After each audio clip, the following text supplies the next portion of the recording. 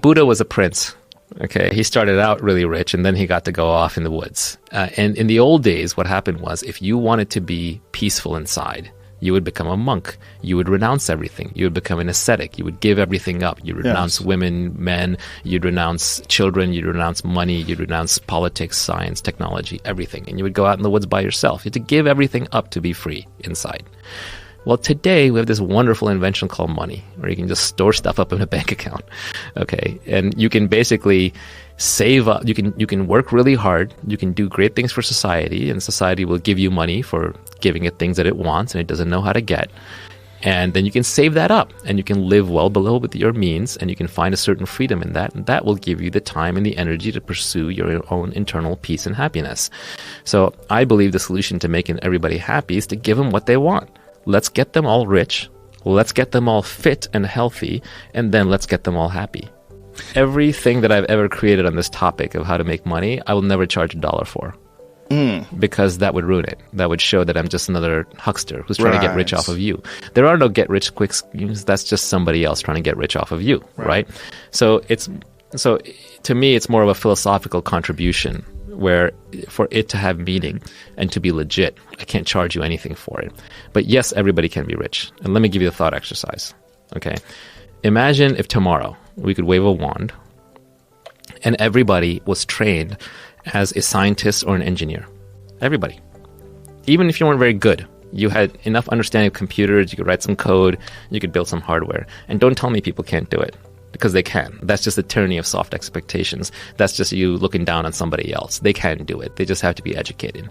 Now, if they're educated all as hardware, software engineers, scientists, biologists, technicians, hard sciences, not the social sciences, we would all be done within 5 years. Robots would be doing everything from cleaning toilets to cooking food to flying airplanes to driving Ubers. And what would we be doing? We would be doing all creative jobs to entertain each other and researching science and technology. We would have wonderful lives. So it is really just a question of education, nothing else. It'll work with 10 billion people. It'll work with a spacefaring race with 100 trillion people. We have the resources. We have the ability. The universe is infinite resources. You build have you heard of a Dyson sphere? Mm-hmm. You build a Dyson sphere on a star and you gather all its energy. Like that, there's so much energy out there. One asteroid's got all the minerals that we need. One sun, one solar system has got all the power we will need for a long, long time. We can extract it out of nuclear fusion. We're not that far from those kinds of technologies working. It's just a question of gut and interest. Like we should be building nuclear fusion test plants on the moon. The moon should be littered with them. It's no downside. Well, the problem, robots. The problem with fission, nuclear fission, is that nature creates energy through nuclear energy, right? Like the sun creates energy, nuclear energy. Now for transmission, we use photons because photons don't interact. Mm-hmm. And so photons are great for information transmission, but they're actually not great for energy transmission. For energy creation, you want nuclear to work. And the problem is because nuclear energy, we built it with a bomb, we have dirty nukes, all those kinds of problems with Fukushima, 3 Mile Island, Chernobyl.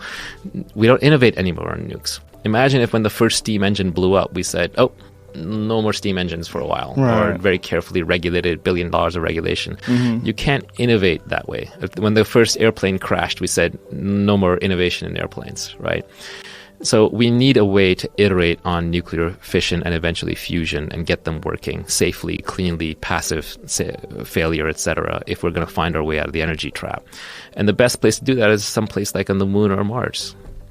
Right, very old technology. They do now have Gen 4 nuclear reactors that are passive fail-safe. So in other words, when they fail into when you pull the plug on them, they fail into a state where there's no leakage, there's no problem. Right. Their default is a positive outcome, as opposed to the current ones, the old ones, where if you unplug them, like they're not Gen 80, Gen 100, where we're in microprocessors, right? I hope so. I mean, in an ideal world, we would the problem is if you have nuclear energy on the moon, how do you get it home, right? So what you actually got to do is you got to rev it on the moon, and you're using it there maybe to launch more satellites, more rockets further out into the solar system. And that's the initial use case. But then eventually the technology gets so good, you can bring it home.